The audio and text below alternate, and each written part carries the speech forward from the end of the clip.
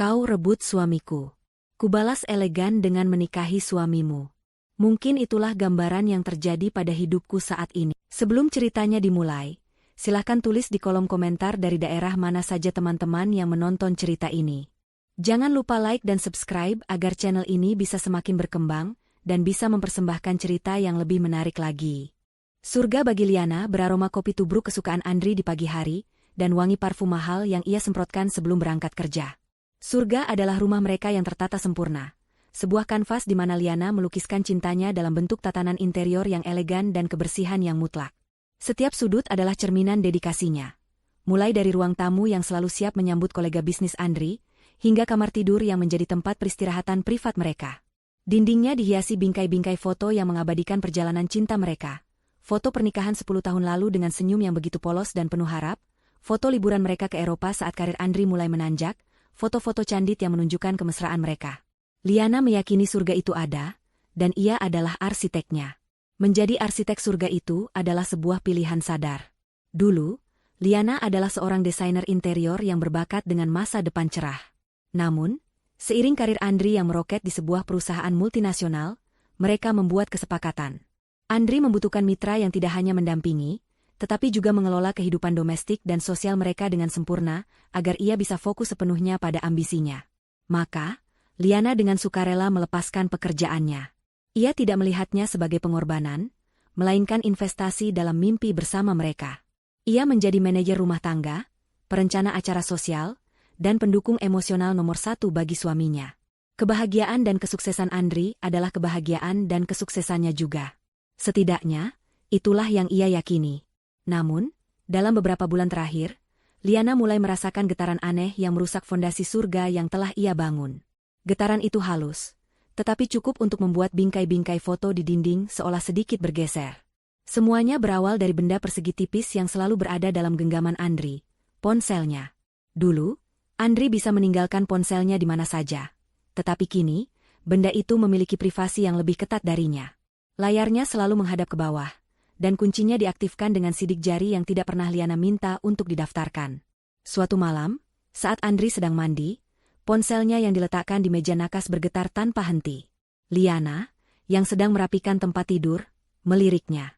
Rentetan notifikasi muncul di layar kunci dari satu nama kontak, S Project. Isinya singkat-singkat, tetapi intens. Meeting besok jadi, kan? Di tempat biasa. Lalu, jangan lupa bawa dokumen yang kemarin, dan diakhiri dengan, aku tunggu kabarmu. Hati Liana terasa seperti diremas. Proyek apa yang mengharuskan komunikasi selarut ini? Mengapa namanya begitu samar? Ia mencoba menenangkan dirinya. Andri memang sedang mengerjakan proyek pemasaran besar. Mungkin ini salah satu vendor penting. Namun, kejanggalan terus bermunculan. Alasan, lembur sampai malam, kini menjadi lagu wajib hampir setiap hari. Andri pulang dengan aroma parfum wanita yang samar menempel di kemejanya, yang selalu ia sanggah sebagai parfum rekan kerja yang terlalu kuat saat rapat. Ia menjadi lebih mudah marah untuk hal-hal sepele. Keintiman mereka di ranjang pun terasa berbeda, lebih seperti kewajiban mekanis daripada ungkapan cinta. Rumah yang dulu terasa hangat kini seringkali terasa lengang dan dingin saat Liana menunggu suaminya pulang sendirian. Merasa tercekik oleh kesendirian dan kecurigaan, Liana mencari sandaran. Dan sandaran utamanya selama ini adalah Sonia. Sonia adalah sahabatnya sejak masa kuliah, wanita yang tahu semua rahasianya. Cantik, sukses dengan butik fashionnya, dan menikah dengan Reza, seorang pengusaha properti yang disegani. Sonia adalah paket lengkap yang Liana kagumi. Mereka bertemu di kafe langganan mereka, sebuah tempat nyaman di mana mereka biasa berbagi cerita. Liana menumpahkan semua keresahannya. Tentang ponsel Andri, tentang jarak yang ia rasakan, tentang ketakutannya. Sonia mendengarkan dengan penuh perhatian, sesekali mengaduk minumannya, matanya memancarkan simpati yang dalam. Liana, sayang, ujar Sonia lembut, tangannya terulur untuk menggenggam tangan Liana yang dingin. Kamu itu terlalu banyak berpikir. Coba lihat dari sisi Andri. Dia itu sedang di puncak karir, tekanannya pasti luar biasa. Wajar kalau dia sedikit stres dan butuh ruang. Tapi perasaanku tidak enak. San, ini berbeda. Desak Liana, matanya berkaca-kaca. Perasaan itu bisa menipu, apalagi kalau kita terlalu banyak waktu luang untuk berpikir. Balas Sonia, kata-katanya terdengar logis namun menyengat. Mungkin ini salahmu juga. Maaf aku blak-blakan. Mungkin kamu kurang memberinya tantangan? Kamu terlalu memanjakannya? Semua sudah tersedia. Pria seperti Andri butuh wanita yang bisa jadi partner diskusi, bukan hanya pelayan di rumah. Coba deh, kejutkan dia. Lakukan sesuatu yang tidak terduga. Ajak dia kencan, tunjukkan kalau kamu bukan sekadar istri yang membosankan. Nasihat Sonia terasa seperti tamparan sekaligus pencerahan. Mungkin ia benar. Mungkin selama ini ia terlalu fokus menjadi istri yang sempurna, hingga lupa menjadi wanita yang menarik. Ia harus merebut kembali perhatian suaminya. Dan kesempatan itu datang lebih cepat dari yang ia duga. Lusa adalah hari jadi pernikahan mereka yang ke-10. Ini adalah momen yang sempurna untuk membuktikan bahwa ia masih wanita yang sama dengan yang dinikahi Andri 10 tahun lalu. Dengan semangat baru, Liana merencanakan semuanya dengan detail. Ia memesan meja di restoran Italia paling romantis di kota, tempat yang sudah lama ingin Andri kunjungi. Pada hari H, ia menghabiskan waktu berjam-jam di salon. Rambutnya ditata bergelombang, riasannya dibuat sempurna, menonjolkan matanya yang paling indah. Ia mengenakan gaun sutra berwarna zamrud, warna favorit Andri. Sebagai pamungkas, ia memanggang sendiri kue tiramisu, kue kesukaan Andri, dan menghiasnya dengan tulisan 10 Wonderful Years. Malam ini, ia tidak hanya akan merayakan pernikahan mereka, ia akan memenangkannya kembali.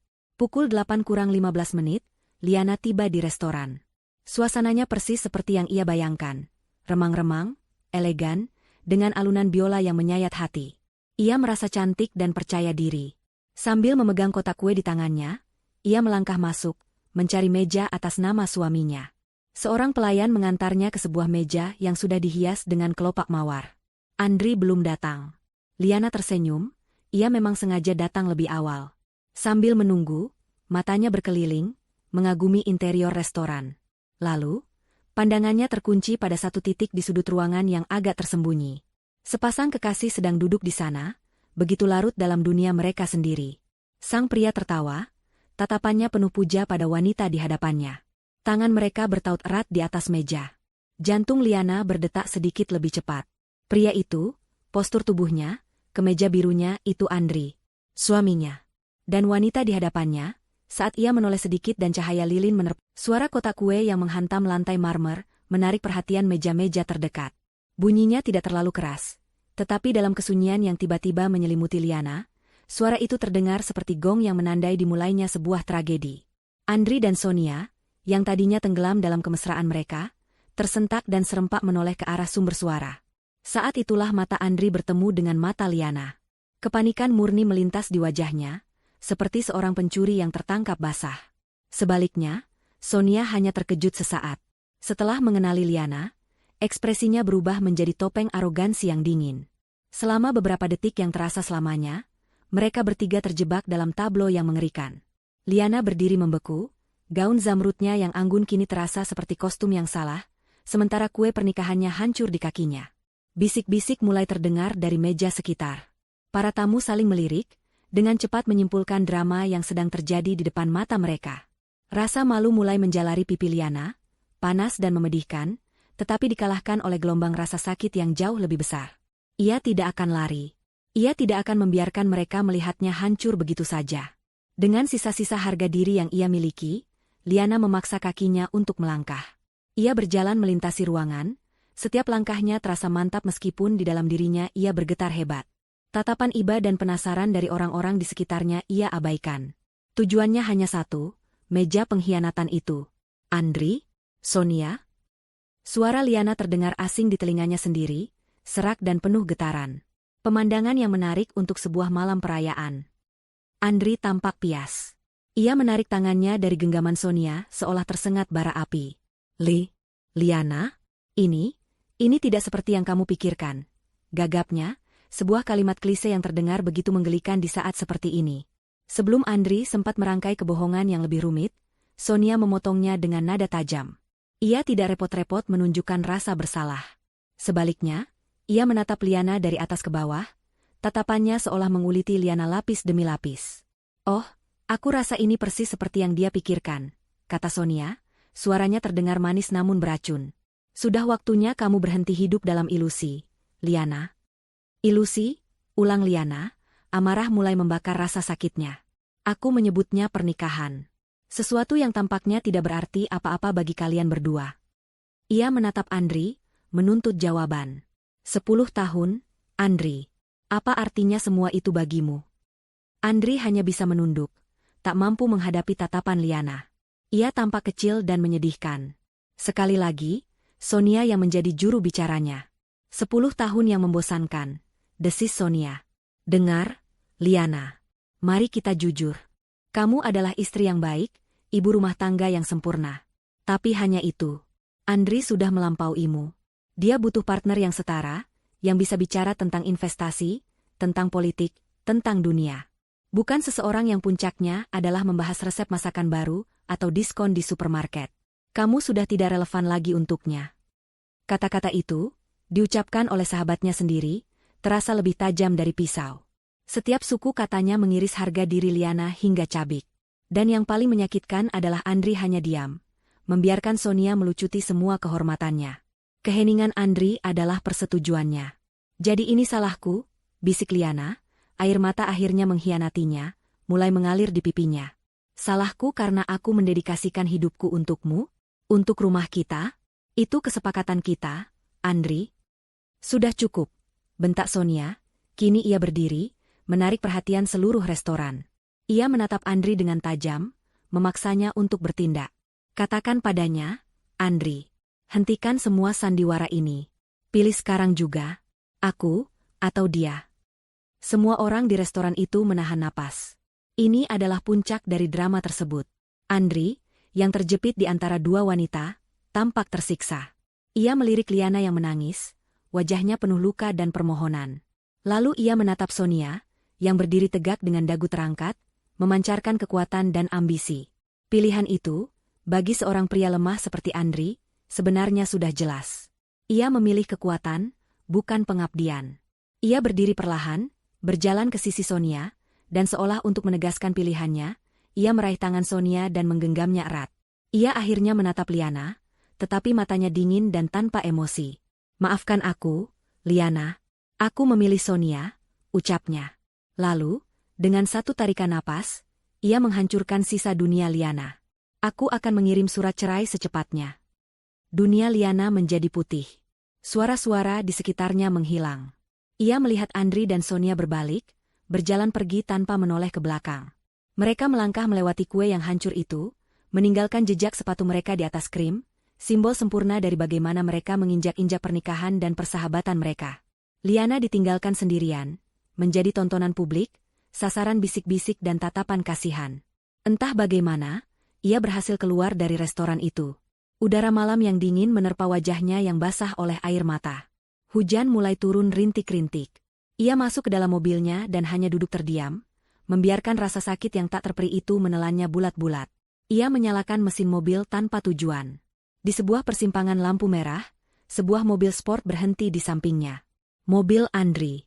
Melalui tirai hujan di kaca jendela, Liana bisa melihat Sonia di kursi penumpang, bersandar manja di bahu Andri. Seolah merasakan tatapan Liana, Sonia menoleh. Ia tersenyum, Liana tidak ingat bagaimana ia bisa sampai di rumah. Perjalanan dari restoran itu adalah sebuah kabut tebal yang dipenuhi pecahan memori. Lampu-lampu kota yang kabur karena air mata, klakson mobil yang terdengar dari kejauhan, dan wajah Sonia yang tersenyum sinis terlintas berulang kali di benaknya. Ketika ia akhirnya mematikan mesin mobil di garasi, keheningan rumah menyambutnya seperti sebuah makam. Rumah yang dulu menjadi surga, kini terasa seperti monumen kegagalannya. Setiap benda di dalamnya seolah mengejeknya. Sofa empuk tempat ia dan Andri biasa menonton film, kini tampak dingin dan asing. Dapur modern tempat ia menghabiskan waktu berjam-jam mencoba resep baru untuk Andri, kini terasa seperti penjara. Ia melewati malam pertama sendirian dengan duduk di lantai ruang tamu yang gelap, punggungnya bersandar pada sofa yang dingin. Ia tidak menangis lagi. Air matanya sudah habis. Yang tersisa hanyalah kekosongan yang begitu luas dan menyakitkan. Ia memutar ulang setiap kejadian, setiap kata, setiap tatapan. Pengkhianatan Andri terasa seperti tusukan pisau, tetapi pengkhianatan Sonia terasa seperti racun yang menyebar perlahan ke seluruh aliran darahnya. Sonia, sahabatnya, orang yang ia percaya, ternyata adalah ular berbisa yang selama ini ia pelihara. Nasihat-nasihatnya yang terdengar bijak kini terasa seperti ejekan yang direncanakan. Sonia tidak hanya merebut Andri, Ia melakukannya dengan cara merendahkan Liana serendah-rendahnya, membuatnya merasa bodoh, naif, dan tidak berharga. 2 hari berlalu dalam kabut yang sama. Liana tidak makan, tidak tidur, hanya berpindah dari satu ruangan ke ruangan lain seperti hantu.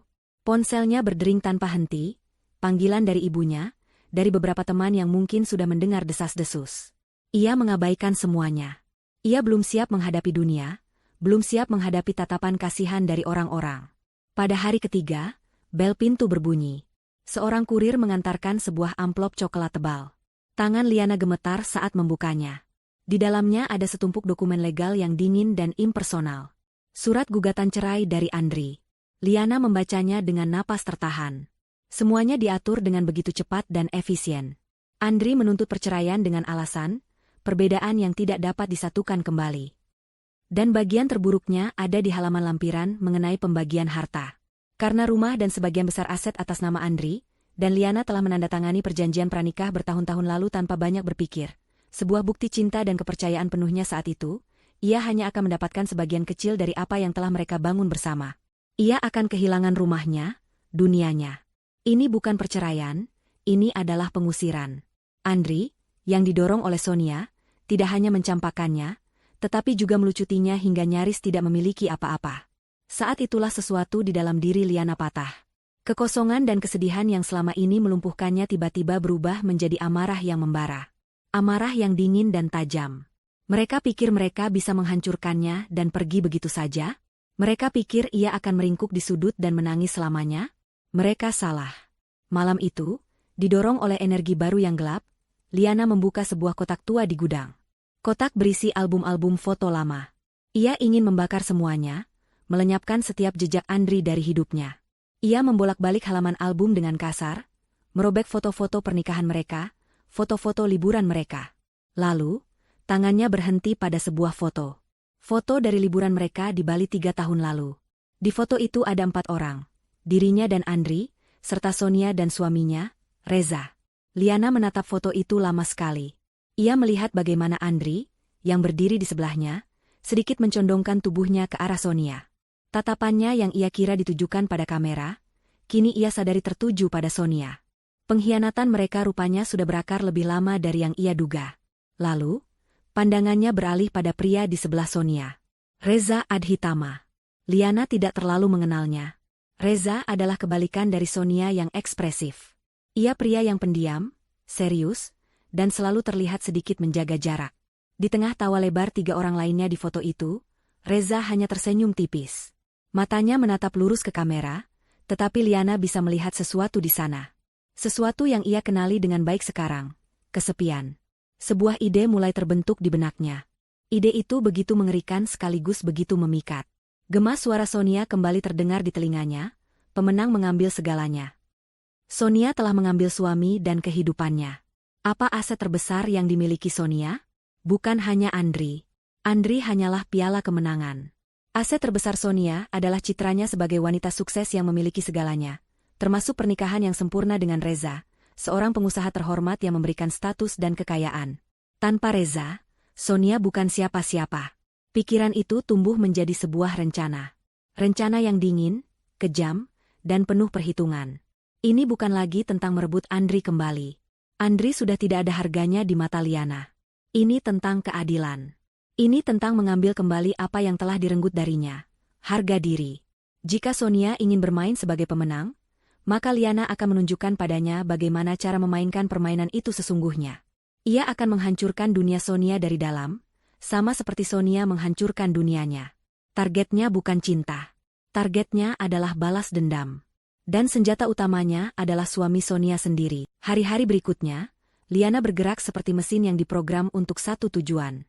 Kesedihan tidak sepenuhnya hilang, ia hanya terkubur di bawah lapisan tebal tekad yang dingin. Ia tahu, untuk bisa masuk ke dalam dunia Reza, ia tidak bisa tampil sebagai Liana yang lama, istri yang terbuang dan patah hati. Ia harus menciptakan Liana yang baru, versi yang lebih kuat, lebih tajam, dan tak terbaca. Transformasi adalah langkah pertamanya. Ia menjual satu-satunya aset berharga yang tersisa atas namanya, satu set perhiasan warisan ibunya. Uang itu menjadi modalnya untuk perang.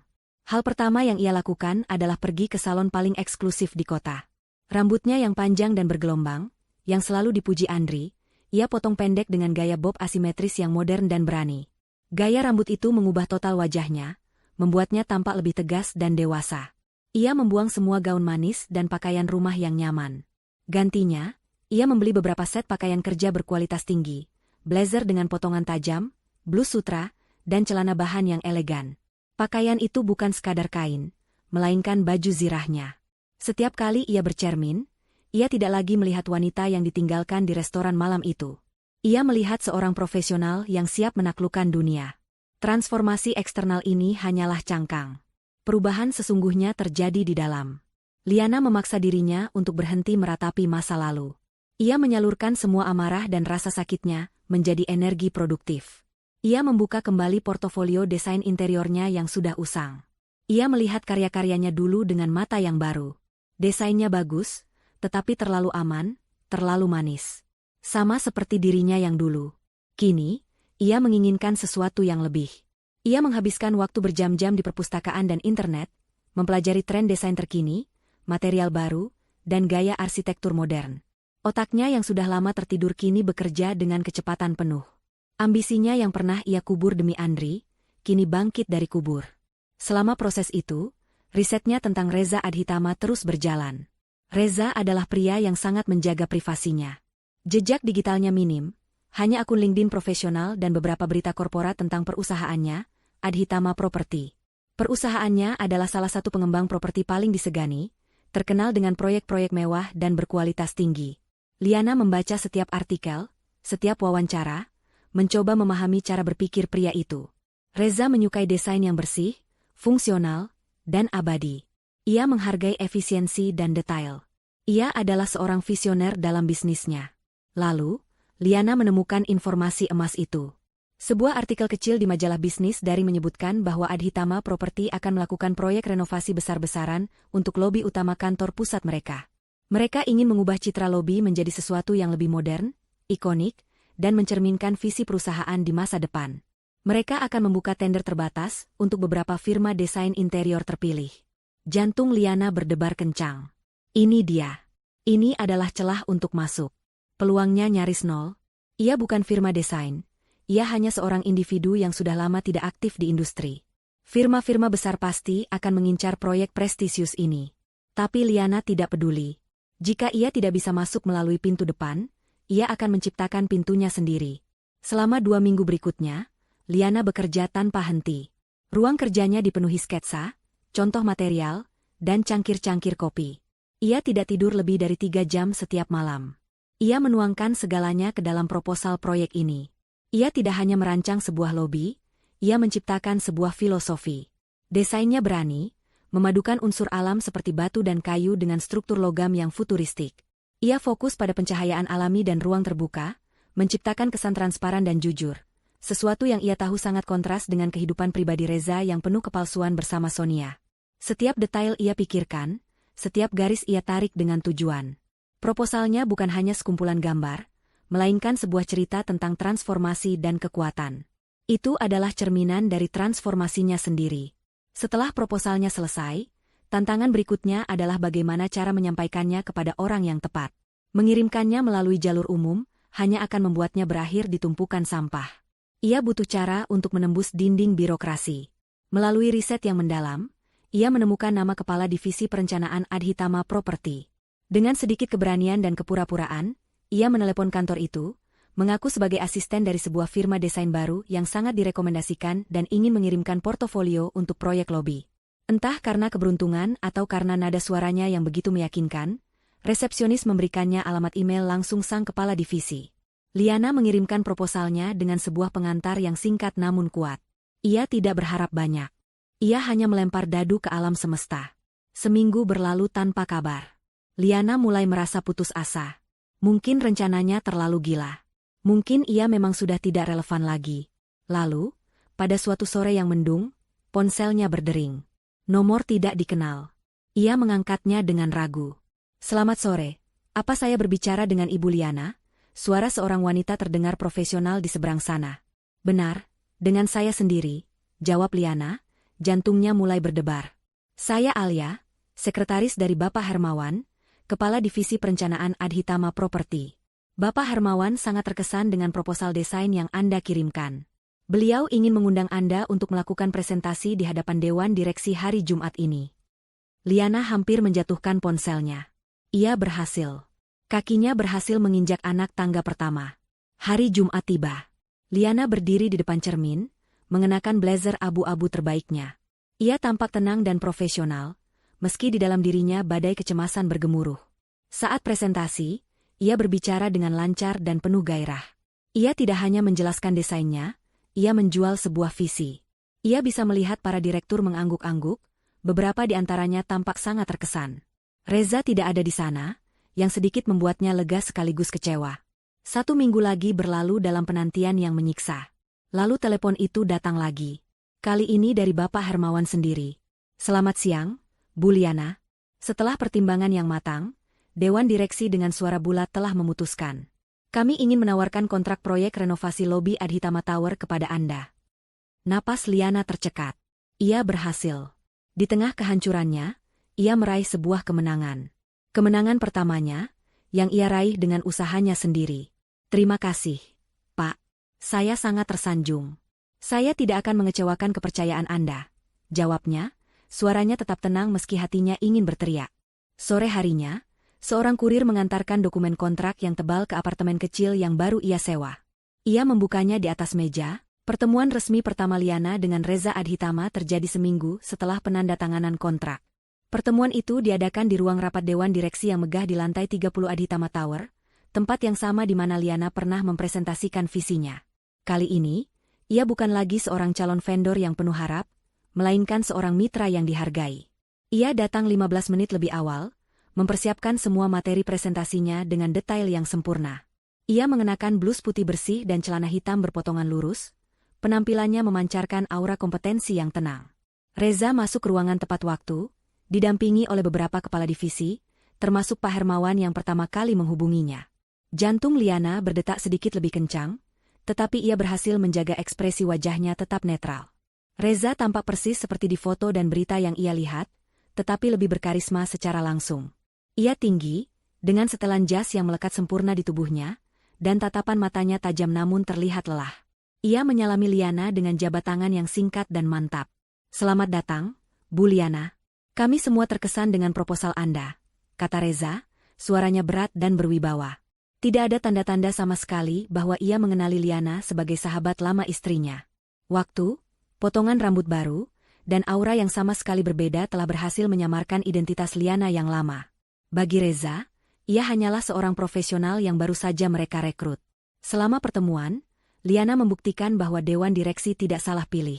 Ia memaparkan rencana kerja, lini masa, dan konsep materialnya dengan sangat jelas dan terstruktur. Ia menjawab setiap pertanyaan dengan data dan argumen yang kuat, menunjukkan pemahaman yang mendalam tidak hanya tentang desain, tetapi juga tentang citra perusahaan Adhitama Property. Reza lebih banyak diam dan mengamati, sesekali melontarkan pertanyaan tajam yang langsung ke inti permasalahan. Liana menjawab semuanya tanpa gentar. Ia bisa merasakan tatapan Reza yang menilai, dan ia membalasnya dengan kepercayaan diri yang solid. Proyek pun dimulai. Liana dan tim kecil yang ia rekrut bekerja langsung di lokasi. Setiap hari ia berada di tengah debu dan kebisingan konstruksi, tetapi ia merasa lebih hidup dari sebelumnya. Ia membuktikan dirinya bukan sekadar desainer di atas kertas. Ia adalah seorang manajer proyek yang andal, seorang pemecah masalah yang cekatan. Ketika ada masalah dengan pasokan marmer impor, ia dengan cepat mencari alternatif lokal yang kualitasnya setara dan justru lebih hemat biaya.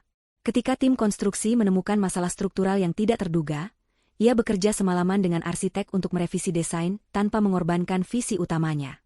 Profesionalisme dan dedikasinya tidak luput dari perhatian Reza.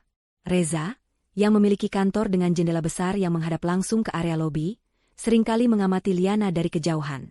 Ia melihat bagaimana Liana berinteraksi dengan para pekerja, bagaimana ia memeriksa setiap detail dengan teliti.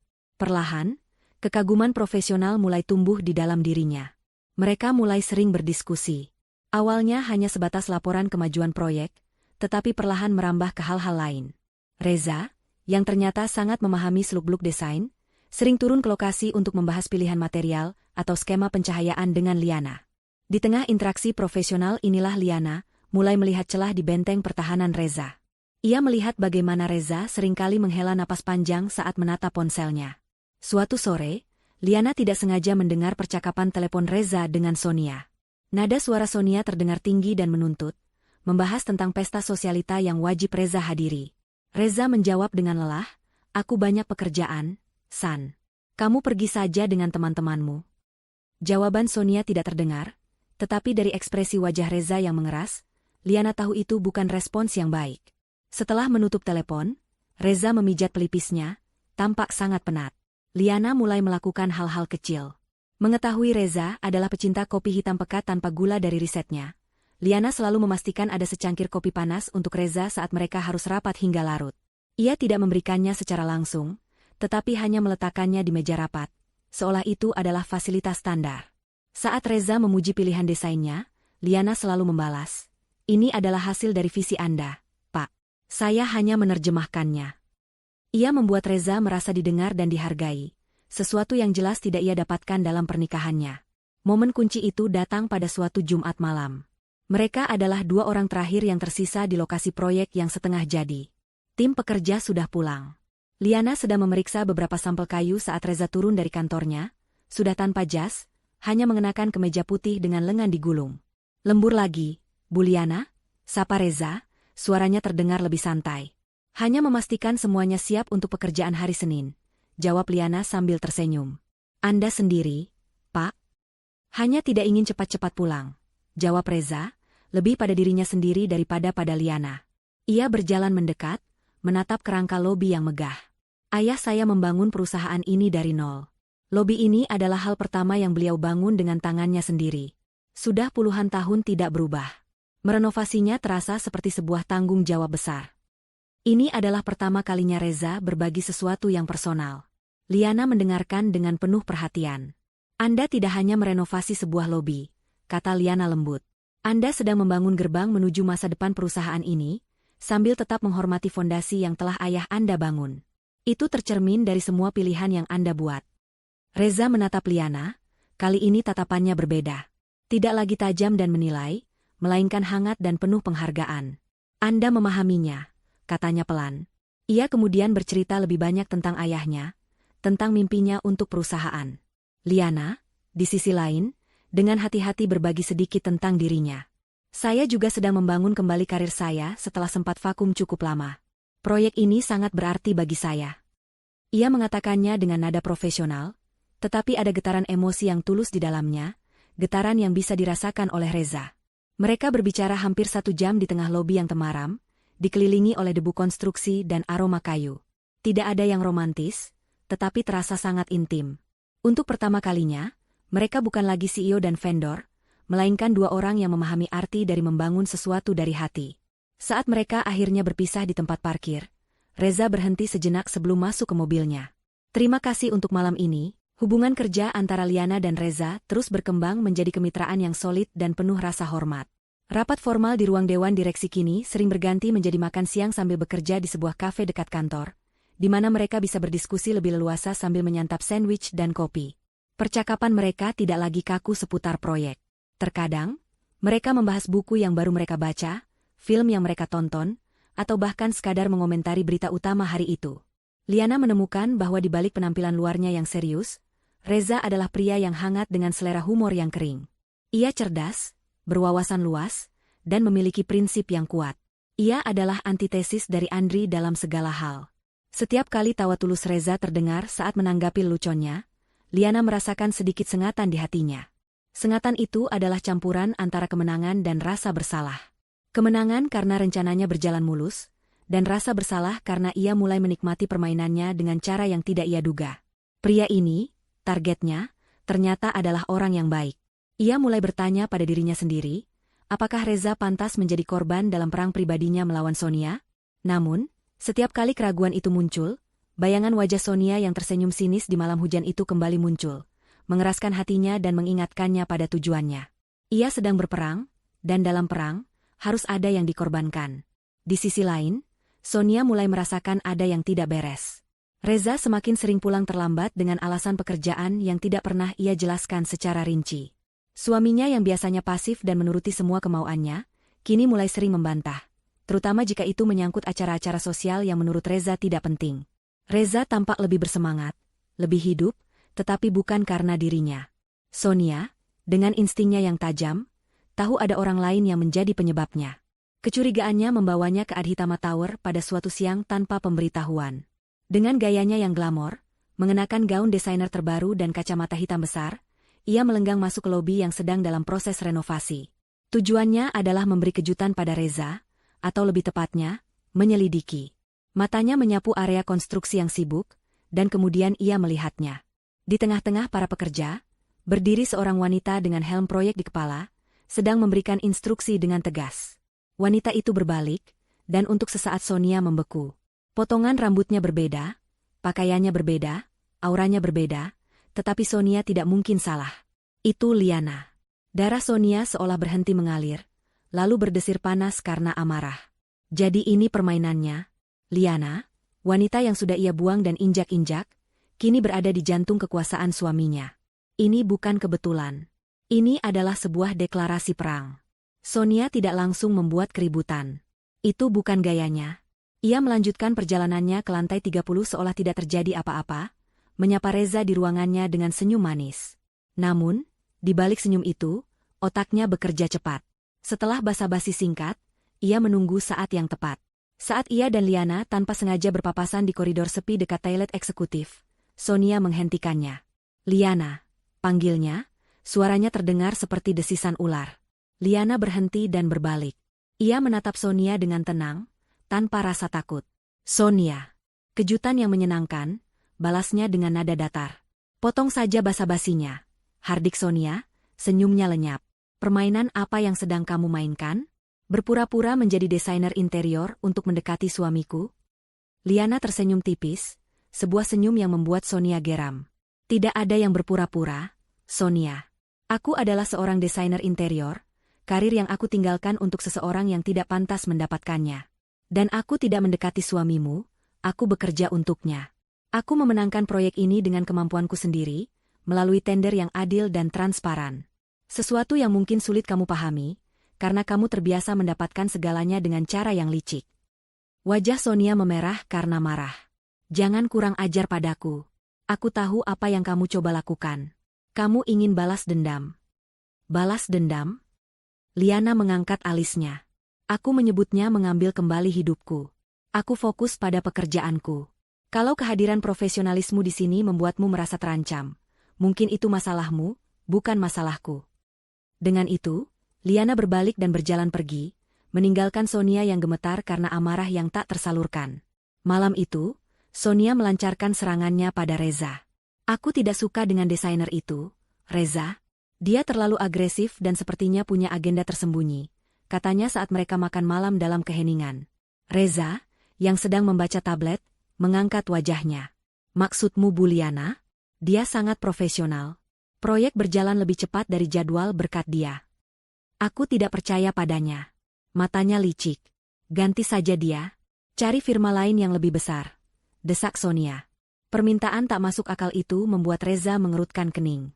Jangan konyol, Sonia. Kontrak sudah ditandatangani. Dan kinerjanya luar biasa. Kenapa tiba-tiba kamu jadi tidak rasional begini?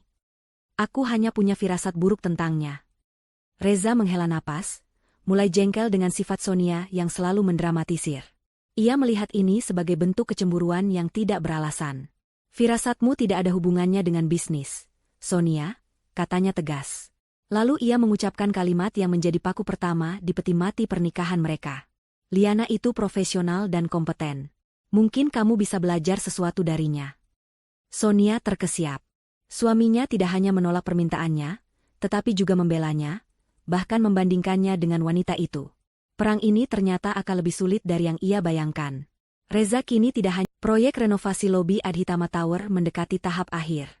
Ruang yang tadinya penuh debu dan kerangka besi kini telah berubah menjadi sebuah karya seni arsitektur.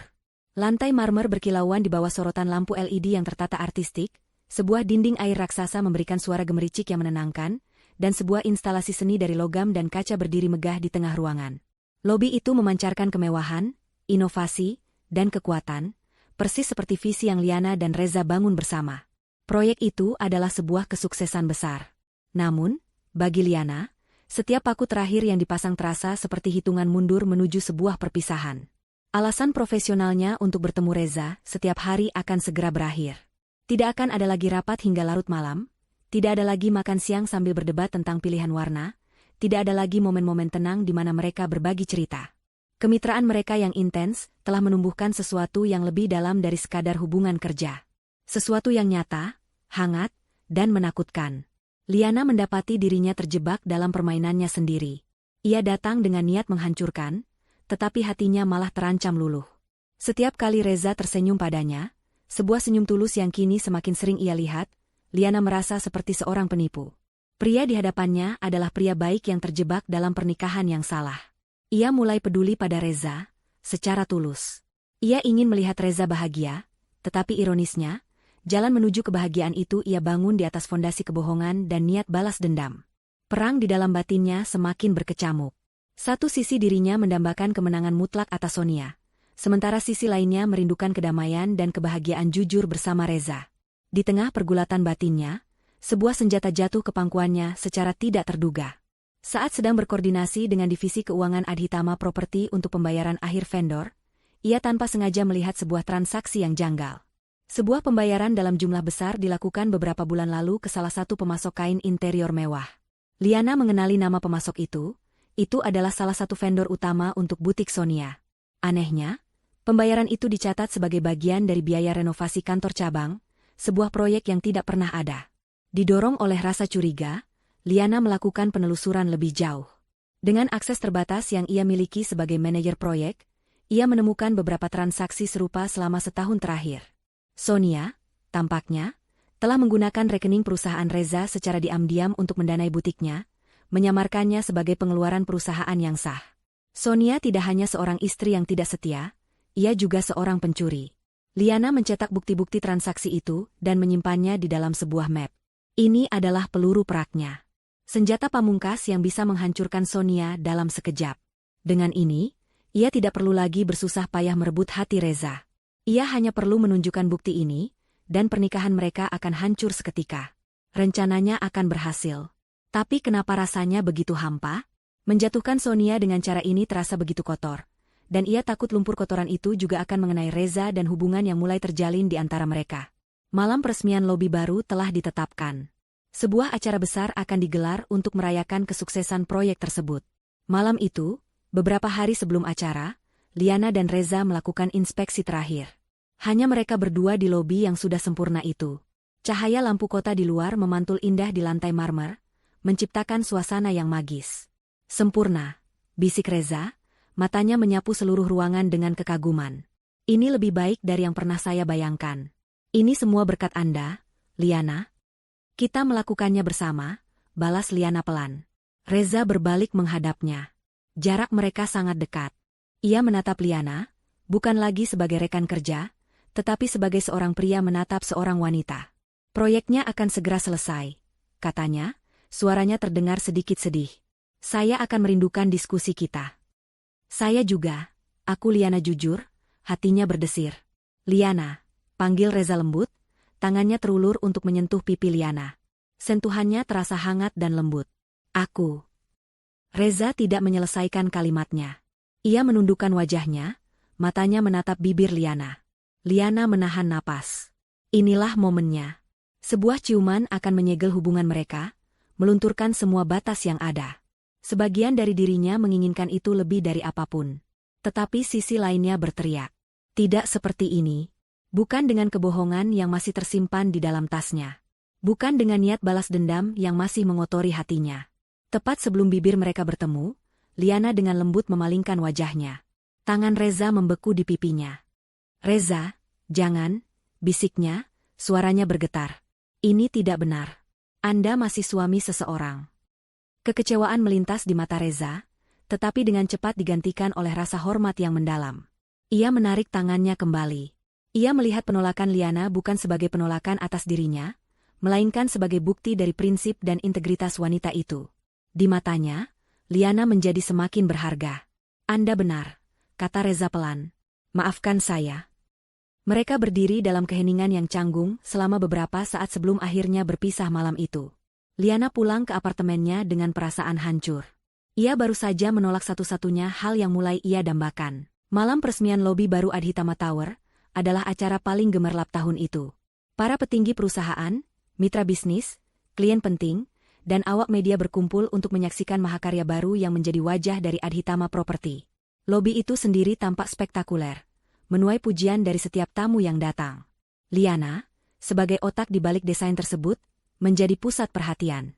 Ia mengenakan gaun malam berwarna biru tua yang simpel namun elegan, membuatnya tampak anggun dan profesional. Ia sibuk menerima ucapan selamat, wajahnya memancarkan senyum yang ramah, meski hatinya diliputi kegelisahan. Reza, sebagai tuan rumah, tampak gagah dengan setelan tuxedo hitam. Ia tidak pernah jauh dari sisi Liana, dengan bangga memperkenalkannya kepada para kolega sebagai wanita jenius yang telah mengubah visi kami menjadi kenyataan. Keakraban mereka yang tulus dan penuh rasa hormat tidak luput dari pandangan satu orang, Sonia. Sonia hadir dengan gaun merah menyala yang mencolok, berusaha keras menjadi pusat perhatian. Namun, malam itu, semua mata tertuju pada Liana. Melihat suaminya begitu memuja wanita lain di depan umum, adalah penghinaan tertinggi bagi Sonia. Kecemburuan dan kebencian yang selama ini ia pendam akhirnya meluap. Ia memutuskan malam ini adalah malam penghakiman. Jika ia tidak bisa menang dengan cara halus, ia akan menggunakan cara kotor. Di puncak acara, setelah Reza selesai memberikan kata sambutan, pembawa acara mempersilakan Reza untuk tetap di atas panggung bersama Liana untuk sesi foto. Tepat pada saat itulah, Sonia berjalan anggun ke atas panggung, mengambil mikrofon lain dari panitia seolah itu adalah hal yang wajar. "Selamat malam semuanya," sapanya dengan senyum manis yang palsu. "Saya, Sonia Adhitama, sebagai istri dari CEO perusahaan hebat ini, hanya ingin menambahkan beberapa patah kata." Suasana menjadi hening. Reza menatapnya dengan kening berkerut, tidak mengerti apa yang coba dilakukan istrinya. Liana merasakan firasat buruk, jantungnya mulai berdebar kencang. "Malam ini kita merayakan sebuah karya yang indah," lanjut Sonia, matanya menatap tajam ke arah Liana.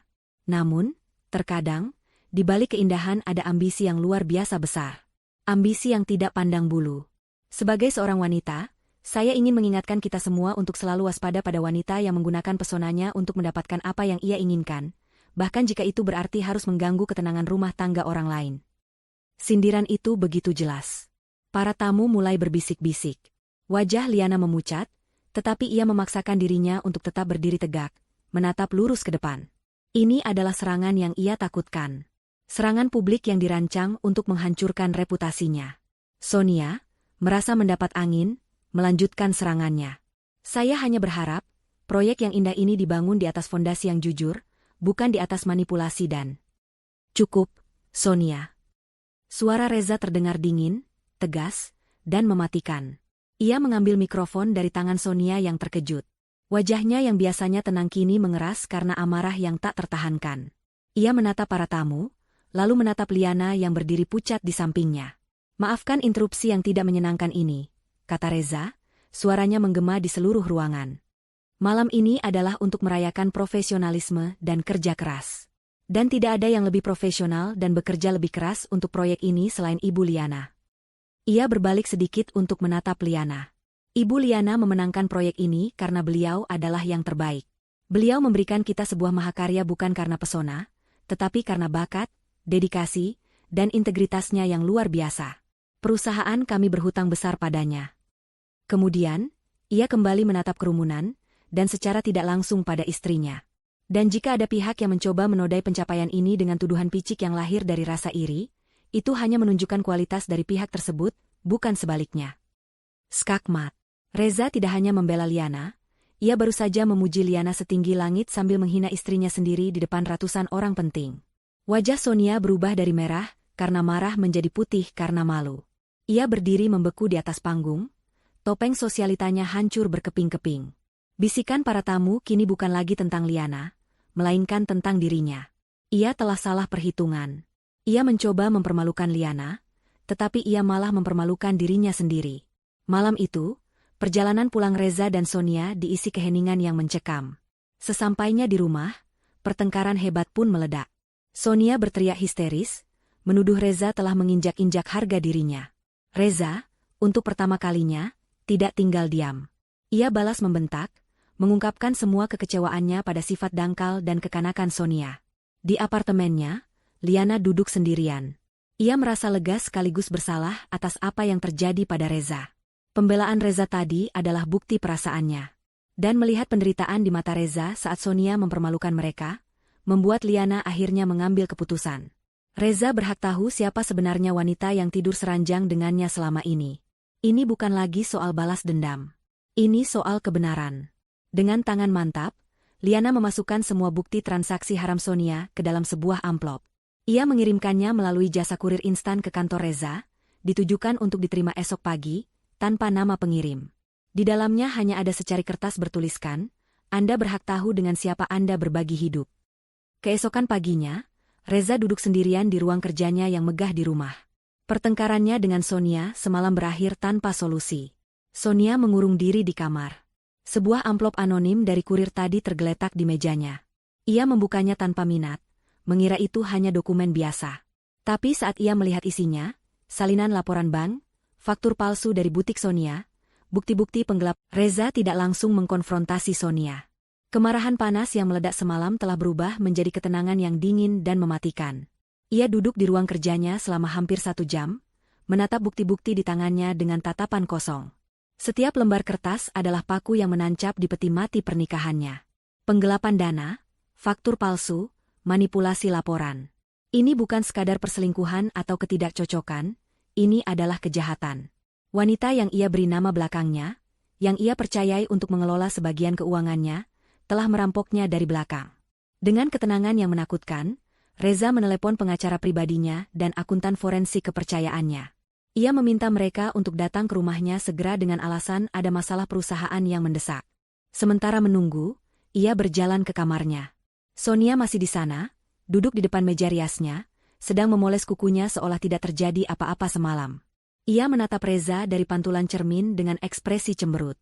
Akhirnya keluar juga dari gua pertapaanmu, sindirnya. Apa kamu sudah sadar betapa memalukannya perbuatanmu semalam? Membela perempuan murahan itu di depanku? Reza tidak menanggapi. Ia berjalan ke lemari pakaiannya yang besar, membuka brankas tersembunyi di baliknya, dan mengeluarkan sebuah map dokumen tebal. Itu adalah perjanjian pranikah mereka, beserta semua catatan aset bersama dan pribadi.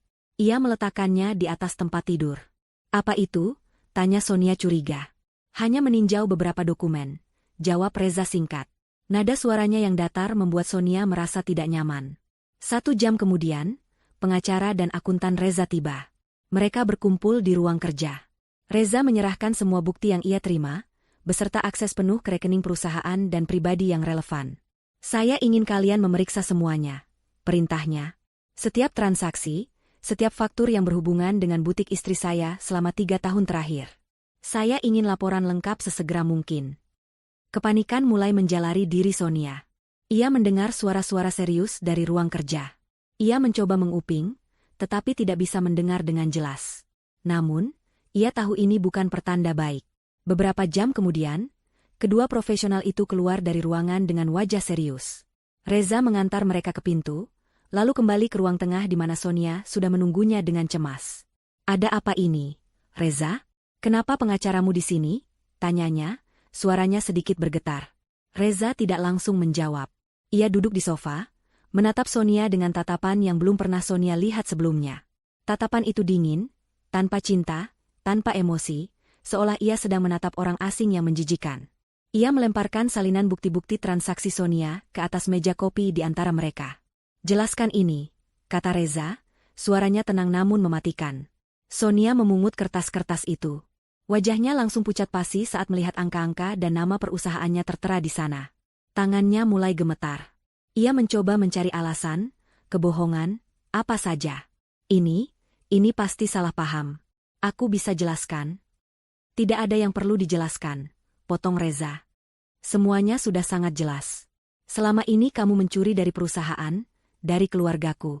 Menggunakan uang hasil kerja kerasku untuk membiayai gaya hidup mewah dan butikmu yang gagal itu.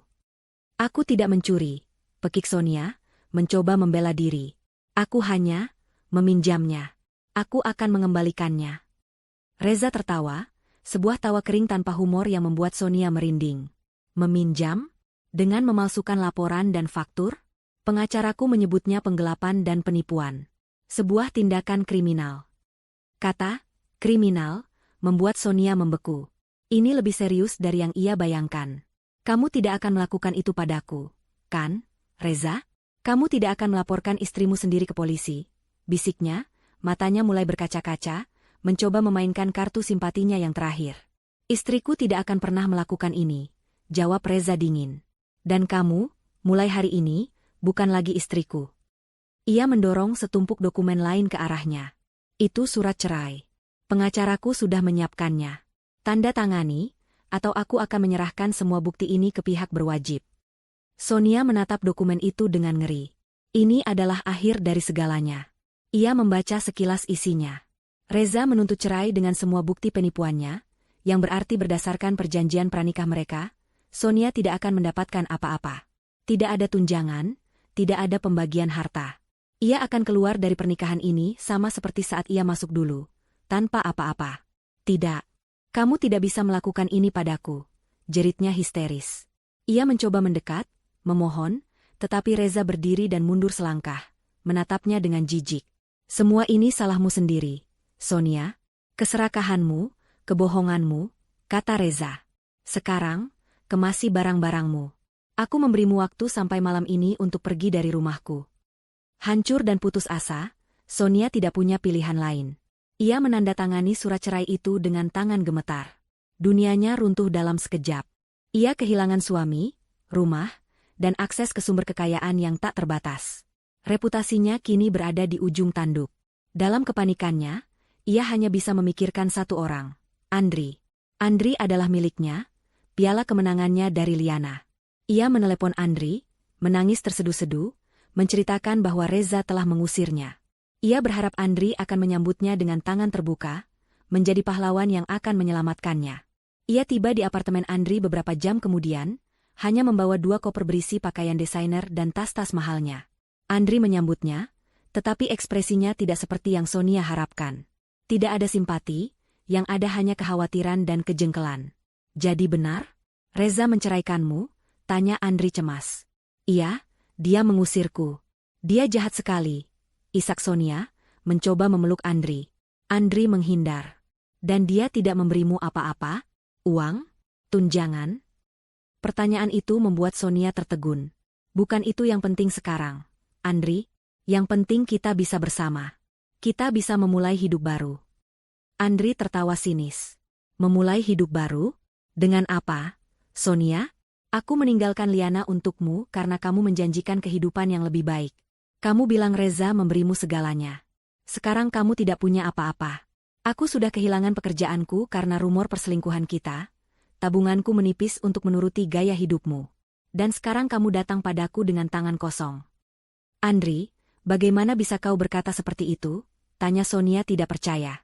Karena itulah kenyataannya, bentak Andri. Aku mengorbankan segalanya untukmu.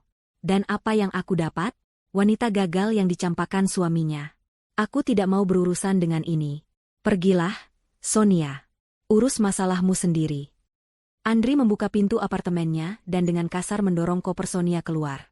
Hubungan kita selesai, katanya dingin sebelum membanting pintu di depan wajah Sonia. 1 tahun berlalu. Waktu telah menjadi penyembuh sekaligus pembangun bagi Liana. Firma desain interiornya, Liana Oko, yang ia rintis dari abu kehidupannya yang lama, kini telah berkembang pesat. Namanya mulai dikenal di kalangan elit kota sebagai desainer yang memiliki sentuhan magis, mampu mengubah ruang biasa menjadi luar biasa. Ia tidak lagi tinggal di apartemen sewaan yang sempit. Ia kini memiliki sebuah gria tawang modern dengan jendela-jendela besar yang menghadap ke pemandangan kota. Sebuah rumah yang ia rancang dan bangun sendiri, simbol dari kemandirian dan kesuksesannya. Ia menemukan kembali dirinya, bukan sebagai istri seseorang, tetapi sebagai Liana, seorang wanita karir yang kuat dan dihormati. Hubungannya dengan Reza berjalan dengan sangat perlahan dan hati-hati. Setelah perceraian Reza dengan Sonia selesai, mereka sepakat untuk memberi jeda pada hubungan mereka. Liana perlu waktu untuk benar-benar pulih dan berdiri di atas kakinya sendiri. Sementara Reza perlu waktu untuk membereskan kekacauan yang ditinggalkan Sonia dan menyembuhkan lukanya sendiri. Mereka tetap berkomunikasi, tetapi sebagai teman. Mereka sesekali makan siang bersama, bertukar pikiran tentang pekerjaan, atau sekadar mengirim pesan menanyakan kabar.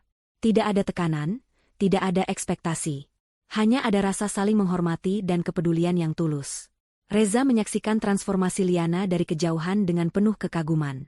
Ia melihat wanita yang pernah ia kenal sebagai korban yang rapuh, kini telah mekar menjadi sosok yang begitu percaya diri dan bersemangat. Perasaannya pada Liana tidak pernah pudar, malah semakin dalam. Ia tidak hanya mencintai Liana karena kecantikannya, tetapi ia mengagumi kekuatan, kecerdasan, dan kebaikan hatinya. Ia sabar menunggu, memberinya semua ruang yang Liana butuhkan, karena ia tahu wanita seperti Liana pantas untuk ditunggu. Sementara itu, berita tentang Sonia dan Andri sesekali masih terdengar. Sonia, setelah kehilangan segalanya, harus menjual semua barang-barang mewahnya untuk bertahan hidup. Ia dikabarkan bekerja sebagai staf pemasaran di sebuah perusahaan kecil. Kecantikannya yang dulu memukau kini tampak kusam karena tekanan hidup. Andri pun tidak lebih baik. Karirnya hancur, dan ia hidup dalam penyesalan yang tak berkesudahan, berpindah-pindah pekerjaan rendahan. Mereka berdua adalah contoh nyata dari bagaimana keserakahan dan pengkhianatan pada akhirnya akan menghancurkan diri sendiri. Pada hari perayaan ulang tahun pertama firma desainnya, Liana mengadakan sebuah pesta kecil di kantor barunya yang megah. Ia mengundang semua klien, kolega, dan teman-teman yang telah mendukungnya selama ini. Tentu saja, ia juga mengundang Reza. Malam itu, Liana tampak bersinar. Ia mengenakan gaun sederhana berwarna gading yang menonjolkan auranya yang tenang dan percaya diri. Reza datang dengan sebuket bunga lili putih, bunga favorit Liana. Sepanjang malam, matanya tidak pernah lepas dari Liana.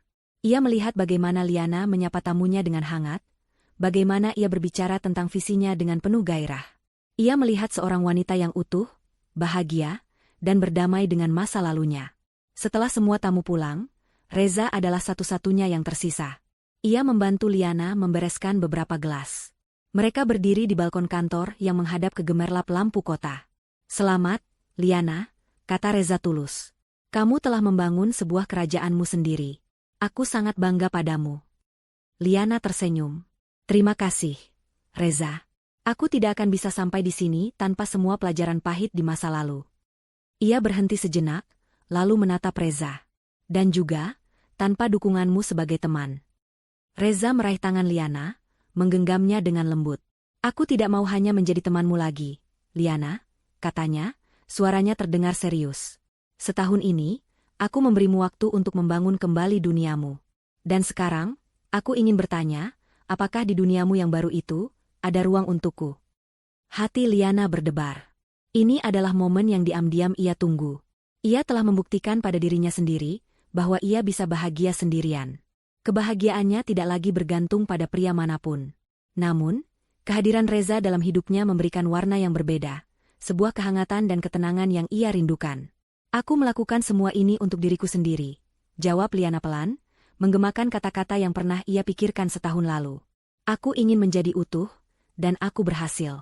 Aku tidak membutuhkanmu untuk melengkapiku, Reza." Kekecewaan sesaat melintas di wajah Reza, tetapi Liana belum selesai bicara. Ia mengeratkan genggaman tangannya. "Aku tidak membutuhkanmu," lanjutnya sambil tersenyum, "tapi aku menginginkanmu. Aku ingin kamu berjalan di sisiku, bukan di depanku atau di belakangku. Aku ingin berbagi duniaku denganmu." Wajah Reza langsung bersinar karena kelegaan dan kebahagiaan. Ia menarik Liana ke dalam pelukannya. "Aku juga menginginkanmu, Liana, lebih dari apapun." Beberapa bulan kemudian, di sebuah taman yang rindang di tepi danau, Liana dan Reza mengucapkan janji suci pernikahan. Pernikahan mereka jauh dari kesan mewah. Hanya sebuah upacara yang intim dan hikmat, dihadiri oleh keluarga dan sahabat terdekat. Liana mengenakan gaun pengantin yang ia rancang sendiri, simpel namun sangat elegan. Saat ia berjalan menuju altar, matanya terkunci